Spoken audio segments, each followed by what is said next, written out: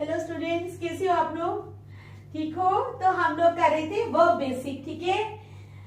कल मैंने थोड़ा समझाया था, आज हम नेक्स्ट करेंगे चैप्टर। काफी वर्ब बेसिक जो है इसमें काफी चीजें जो है वो समझने वाली हैं।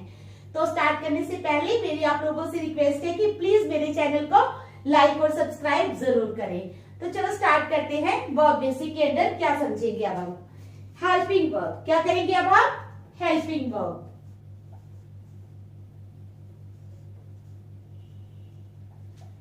Helping verb is a verb that comes before the main verb in a sentence. ठीक है? A helping verb is a verb. Helping verb जो है वो verb है that comes before the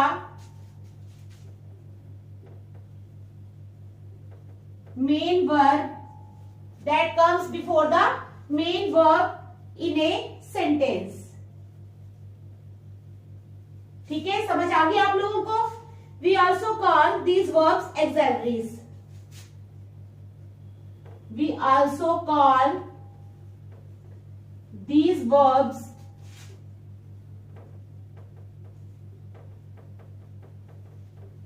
auxiliaries.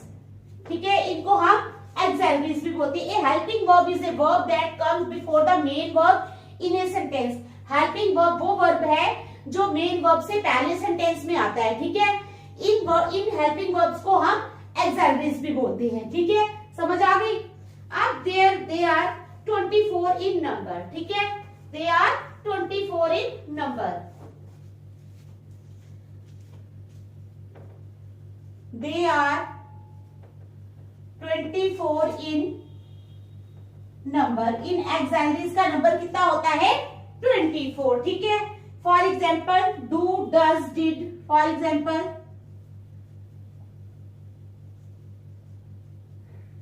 Do, does, ठीक है, did, do, does, did, is, am, are, is,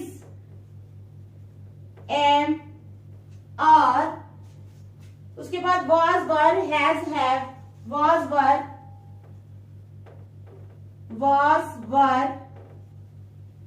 has, have, ठीक है, has, have, had, can, will, shall, had, can,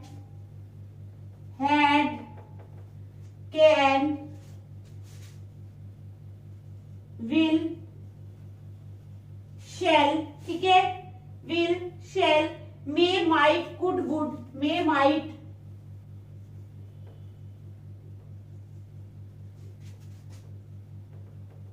would, could, ठीक है, may, might, would, could, should, ठीक है, should, must, ought to,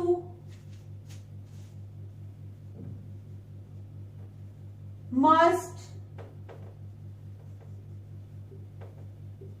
ought to, need, dare, used to. क्या है? need, dare और used to. ठीक है, ये है हमारे पास। ये मैं बता रही हूँ हेल्पिंग वर्ब के बारे में। बताया मैंने कि वो जो हेल्पिंग वर्ब है वो मेन वर्ब से पहले आता है। ठीक है, उसके बाद इनको एक्सैलरीज बोलते हैं। There are 24 in number. कौन कौन सी? do, does, did, is, am, are, was, were, has, have, had, can, will, shall, may, might, would, could, should, must, ought to, need, dare and used to. ठीक है, यहाँ तक समझ आ गई? चलो आगे। सबसे पहले प्राइमरी एक्सैलरीज। अब मैं आपको समझाऊंगी किसके बारे में? प्राइमरी एक्सैलरीज।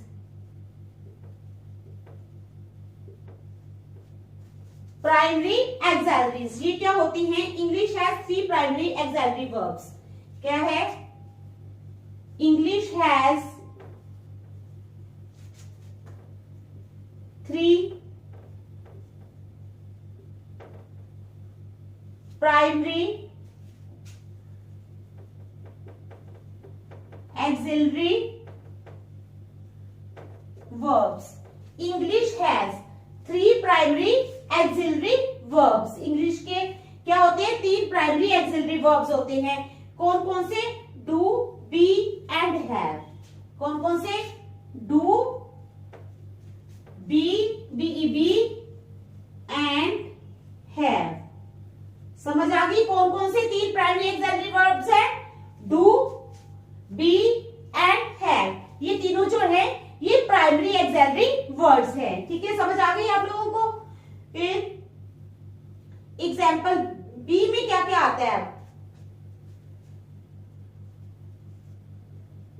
बी के अंदर क्या क्या आता है, is, are, am, was, were. Is, are, am, was, were, ये मोस्टली बी के साथ यूज होते हैं। ठीक है, have, has, had.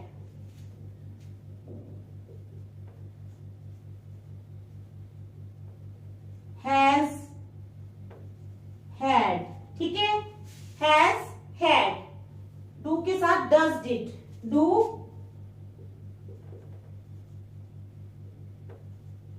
Does, did. Means ये जो है ये हम इनके साथ जो है यूज कर सकते हैं। बी के साथ is, are, am, was, were, have के साथ हैज, हैड और डू के साथ डज, डिड। ठीक है, यहां तक समझ आई आपको। अब जो प्राइमरी एक्सिलरी है बी, ठीक है, is use to form the continuous tenses. क्या है, the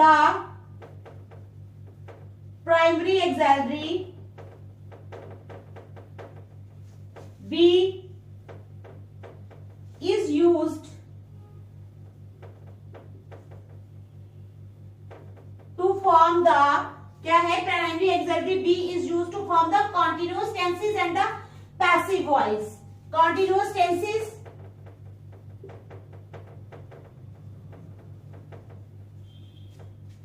and the passive voice. ठीक है, पैसिव वॉइस के लिए अब क्या है,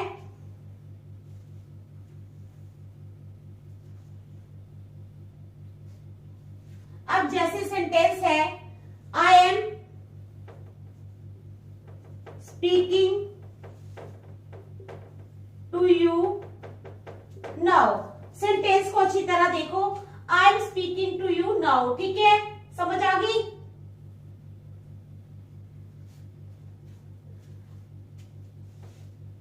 क्या है, ये सेंटेंस किस में है, कॉन्टिन्यूअस टेंस में है। I am speaking to you now, यही बताया मैंने। The primary auxiliary be is used to form the continuous tenses and the passive voice. ठीक है, समझ आई। और क्या है इसमें, बी जो है voice, in the passive voice the verb be, be जो है ये हमें बताता है कि एक्शन कब ली गई। बी बता रहा है कि एक्शन कब ली गई, यानी नाउ मैंने अब ली गई। I am speaking to you now, तो ये बता रहा है कि हमने एक्शन कब ली। बी बताता है कि हमने एक्शन कब ली, यानी नाउ। तो ये प्राइमरी एक्सिलरी के अंदर आता है क्योंकि इसमें एम लगा है। I am speaking to you now, action कब ली, अब ली।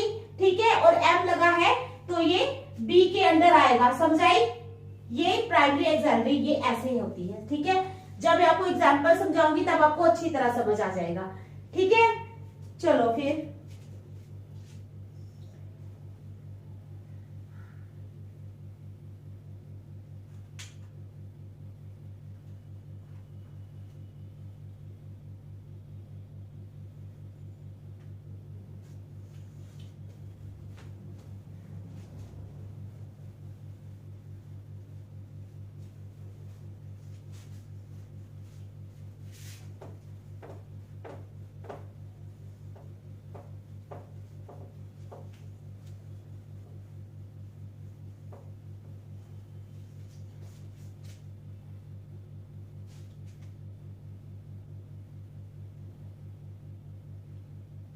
we use the primary auxiliary do। अब जो do है ना, we use the primary auxiliary do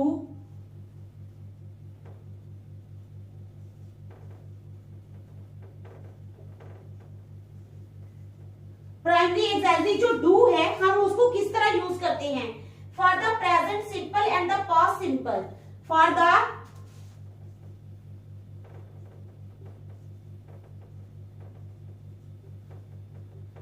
present simple and the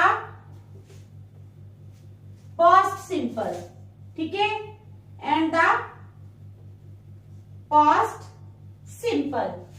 अब इसमें क्या है, and the past simple, and we generally use it in questions and negative sentences, and we generally use it in questions and negative sentences. ठीक है, समझ आ गई क्या है? It is not commonly used in positive sentences.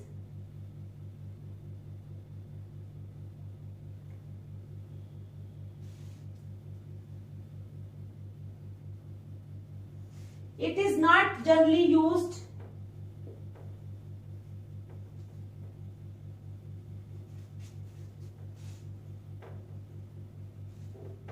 in the positive sentences. तो ये है डू के बारे में मैंने बताया. ठीक है, अब we use the primary auxiliary have. ठीक है,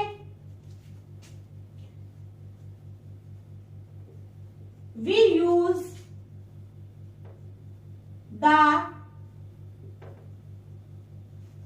primary auxiliary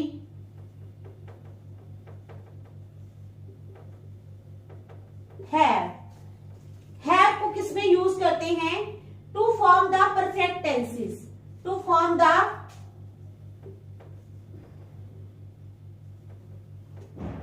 क्या करने के लिए?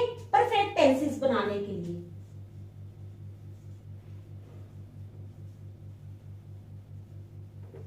To form the perfect tenses. ठीक है, अब कहते हैं we say I have eaten some chocolate. जैसे वी से, अब ये कौन सी टेंस बनानी है? Perfect tense. तो we say I have eaten some chocolate. तो कौन सा टेंस बनाइए? परफेक्ट टेंस बनाना. I have eaten some chocolate, have लगाया, थर्ड फॉर्म लगी है. तो क्या है? We use the primary auxiliary have to form the perfect tenses. जब हम कहते हैं we have eaten some chocolate, तो हमने कौन सा टेंस बनाया है? हमने हैव लगाया और थर्ड फॉर्म लगाई है. इट मींस हमने प्रेजेंट, हमने परफेक्ट टेंस बनाया है. ठीक है, समझ आ गई? तो ये थी ऑक्सिलरीज के बारे में. अब मैं आपको थोड़ा सा देती हूँ प्राइमरी ऑक्सिलरीज जो है वो वर्ब एक्सरसाइजेस देखती हूँ.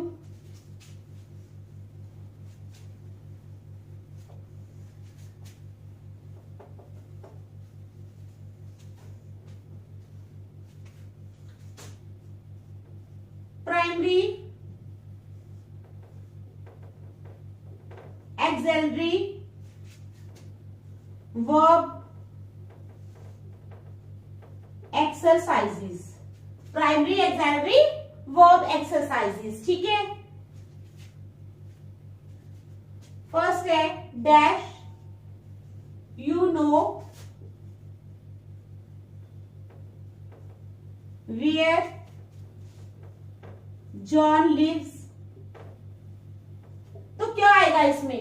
Dash you know where John lives. आप लोग खुद ही समझो कि यहाँ पर क्या आ सकता है. ये प्राइमरी ऑक्सिलरी में की मैं बात कर रही हूँ. ठीक है, प्राइमरी ऑक्सिलरी का पता है ना आप लोगों को कौन कौन से वर्ड्स यूज होते हैं उसमें? डू, बी, हैव और डू. ठीक है, ठीक है, लेकिन उसके अंदर भी मैंने बताए हैं क्या क्या आते हैं. बी के अंदर क्या आता है? तो क्या आएगा इसमें? Dash you know where John lives. तो यहां पर आएगा डू यू नो. क्या आएगा? प्राइमरी ऑक्सिलरी कौन सी लगेगी? Do. Do you know where John lives. क्या तुम जानते हो कि जॉन कहां रहता है? ठीक है, समझ आ गई आपको?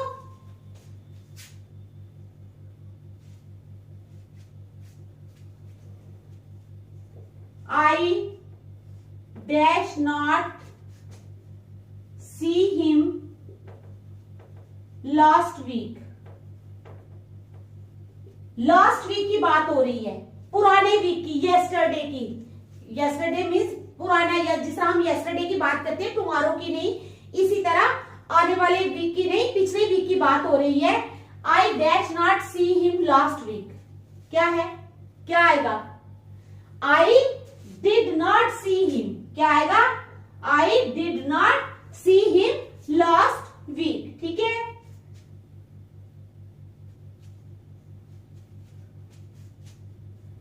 I will go to Mumbai. I will go to Mumbai after I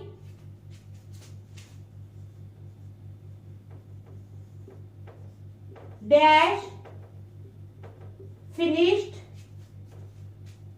my work here. ठीक है, तो क्या आएगा?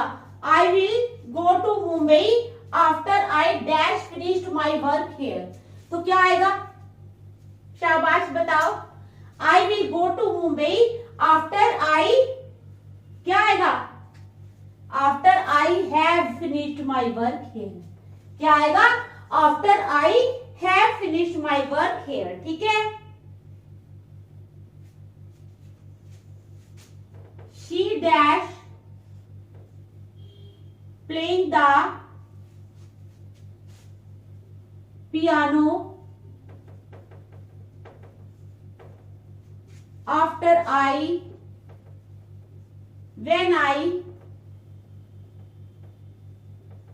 when I entered the room। तो क्या आएगा? कौन सी एक्सैक्टली लगेगी? She dash playing the piano when I entered the room। क्या लगेगा? She was playing the piano, वो पियानो बजा रही थी। ठीक है ना, है नहीं आएगा, थी में आएगा। She was playing the piano when I entered, क्योंकि यहाँ सेकंड फॉर्म लगी है, entered the room। तो यहाँ पर क्या, कौन सी एक्सैक्टली लगेगी? was। कौन सी लगेगी? was। ठीक है,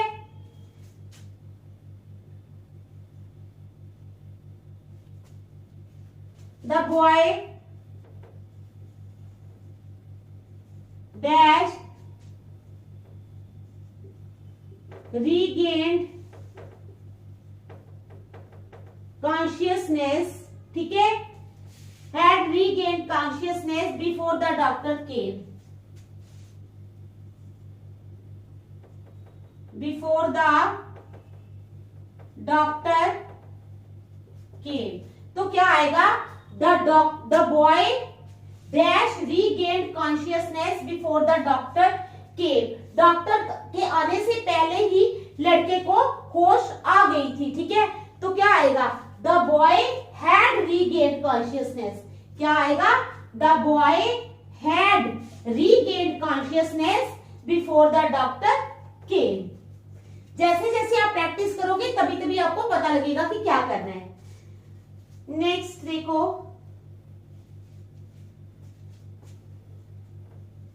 dash you ever been to New Zealand?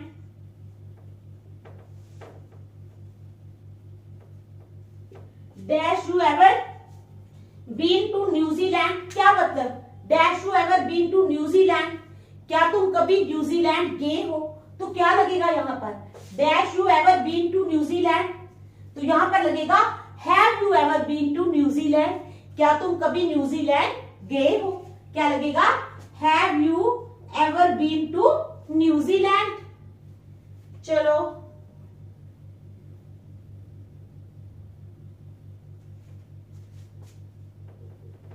that is what,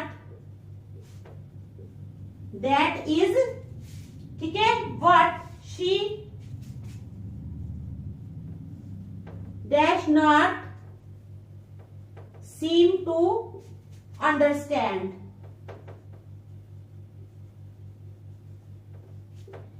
That is what, ये वो है जो ऐसे लगता है कि वो समझ नहीं सकती। ठीक है, ऐसा दिखाई देता है कि वो ये चीज समझ नहीं सकती।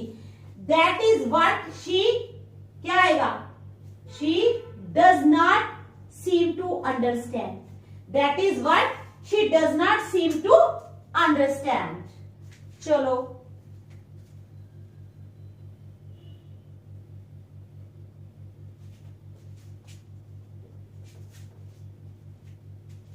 they dash violated the terms of the agreement.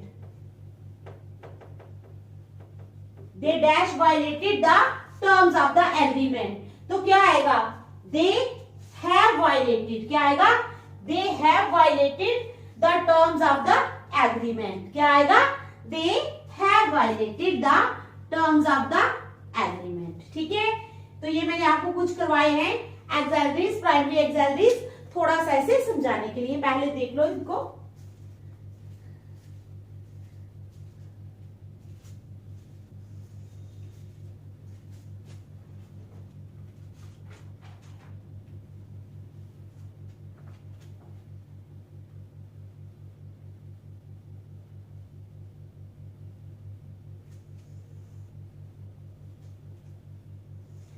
अब मैं आपको प्राइमरी एक्सैलरी वर्ब एक्सरसाइजेस करवाई, अब मैं आपको कराऊंगी एक्सरसाइज। अब मैं समझाऊंगी आपको थोड़ा सा उसके बारे में। मॉडल एक्सैलरी, ठीक है। अब आ जाओ मॉडल एक्सैलरीज, किस पे आ जाओ, मॉडल एक्सैलरीज। तो modal auxiliaries are used to express necessity and possibility. Modal auxiliaries जो हैं वो किस लिए यूज की जाती है, to express necessity and possibility, ठीक है, to express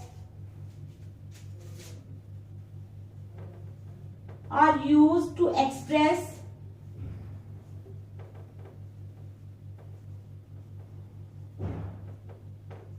necessity and possibility.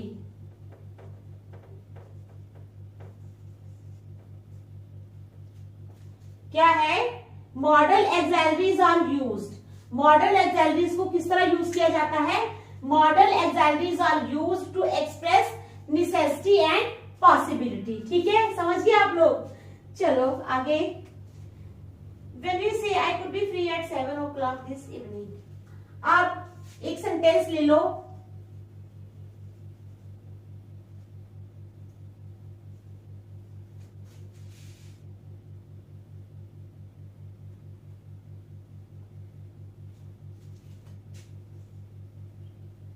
I could be free at 7 o'clock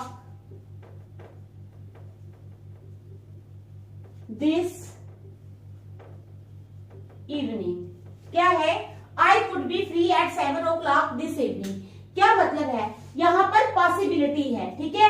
I could be free, क्या लगा है, I could be free at 7 o'clock this evening. It means that there is a possibility, एक संभावना है कि शाम को 7 बजे मैं फ्री हो जाऊंगी, ठीक है, पॉसिबिलिटी है, समझ आई, श्योरिटी नहीं है, पॉसिबिलिटी है। तो यही modal auxiliaries are used to express necessity and possibility.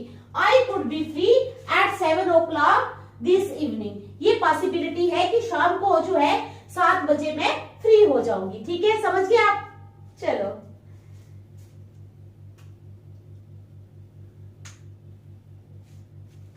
अब एक और चीज मैं आपको समझाना चाहती हूं। Modal auxiliaries are never used alone. अब मॉडल एक्सैलरीज जो हैं are never used alone. Modal auxiliaries को कभी भी अकेला यूज नहीं किया जाता, ठीक है, they are always used with the main verb, ठीक है, they are always used, they are always used with the main verb. तो वो क्या है, वो हमेशा किसके साथ यूज की जाती है, वो हमेशा मेन वर्ब के साथ यूज की जाती है। क्या है, modal auxiliaries are never used alone. Modal auxiliaries जो है वो कभी भी अकेली यूज नहीं की जाती, ठीक है। They are always used with the main verb, वो हमेशा मेन वर्ब के साथ ही यूज की जाती है, ठीक है। समझ गए आप लोग। अब शैल, शुड, शैल, शुड, ठीक है। Will, would, will, would, can, could, ठीक है। दिख रहा है आपको, मे, माइट, मस्ट और to. May, might, must, ought to, ठीक है, ought to, need, dare, need, dare, are model auxiliaries, और मॉडल auxiliaries क्या है, shall, should, will, would, can, could, may, might, must, ought to, need, dare are model auxiliaries। ये क्या है, model auxiliaries है। समझ आ गई कौन सी है मॉडल auxiliaries। उसमें क्या था, बी, डू, हैव, ठीक है, मैंने आपको बताया था प्राइमरी auxiliaries में। तो ये मॉडल auxiliaries में shall, should, will, would, can, could, may, might, must, ought to, need, dare are model auxiliaries। ये मॉडल auxiliaries हैं, ठीक है।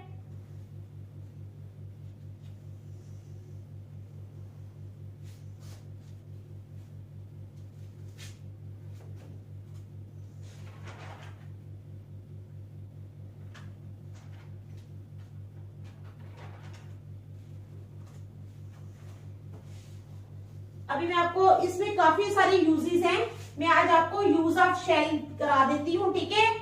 फिर जो है वो आगे नेक्स्ट कल करेंगे। अभी मैं यूज ऑफ शैल बताती हूँ आपको। Use of shell,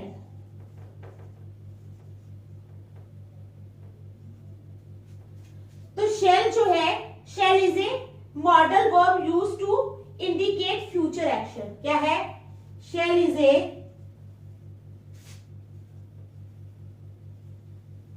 model verb. shall जो है ये एक मॉडल वर्ब है, ठीक है, use to indicate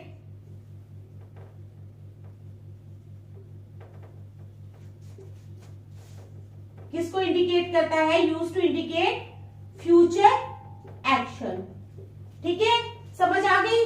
shall is a model verb used to indicate future action. It is most commonly used in sentences. It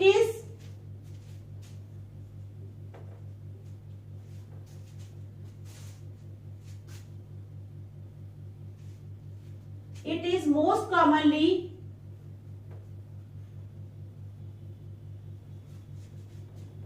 used in sentences with IRV।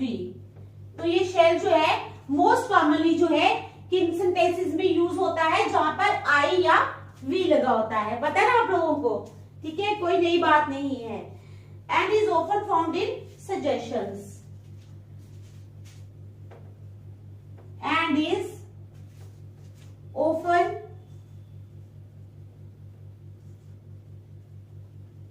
Found in suggestions,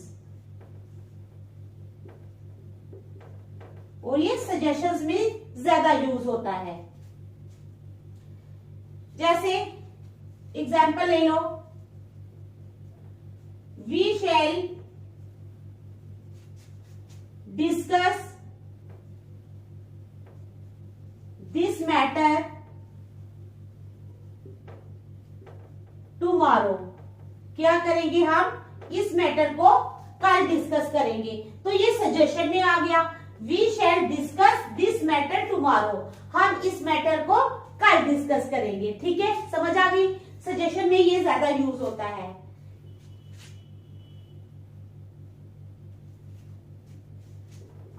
shall be 50 years old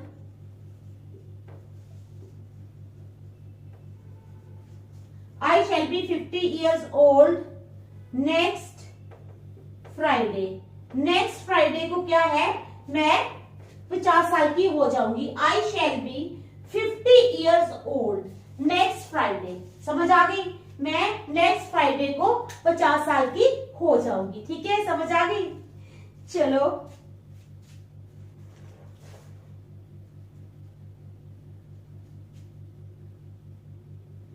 shall is used with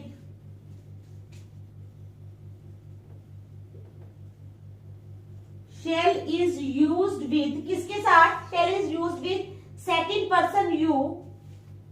you को हम second person बोलते हैं, पता है ना आप लोगों को, सेकंड पर्सन यू. ठीक है, you. Third person and third person he she it they. किसके लिए, ये तो मैंने बताया कि सेकंड पर्सन यू के साथ और third person he she it they के साथ यूज होता है. ठीक है, यहां तक आपको समझ आ गई. For command, promise, threat and determination. For command, promise,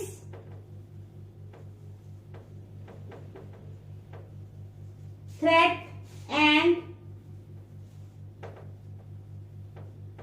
determination. For command, promise, threat and determination. अब देखो, दे shall not go.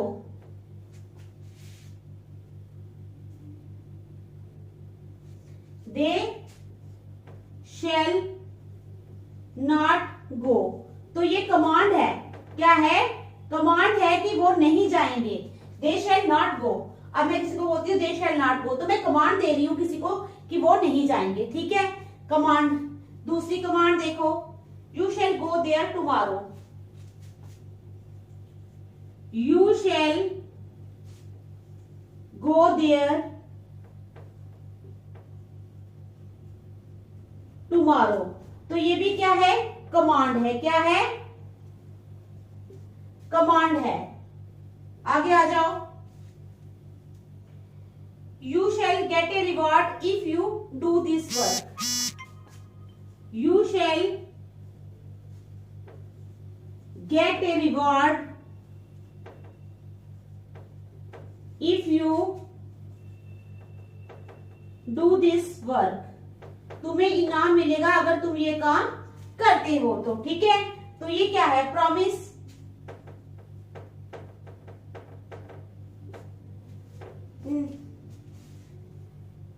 He shall reject you. He shall reject you. तो ये क्या है, ये है थ्रेट. ठीक है, समझ आ गई. तो शैल तो एक ही वर्ड है, लेकिन हम उसको अलग अलग तरीके से यूज कर सकते हैं. कभी कमांड देने में यूज करते हैं, कभी हम प्रॉमिस के लिए, कभी थ्रेट के लिए, कभी डिटर्मिनेशन. अलग अलग तरीके से हम इस शैल का यूज जो है वो कर सकते हैं. ठीक है, समझ आई आप लोगों को. क्या कर सकते हैं, अलग अलग तरीके से हम शैल का यूज कर सकते हैं. तो आज मैं यहीं तक रखूंगी. नेक्स्ट विल, वुड जो है वो सभी अभी उनका यूज बताऊंगी. अब जो नेक्स्ट है वो कल करेंगे. ठीक है, थैंक यू.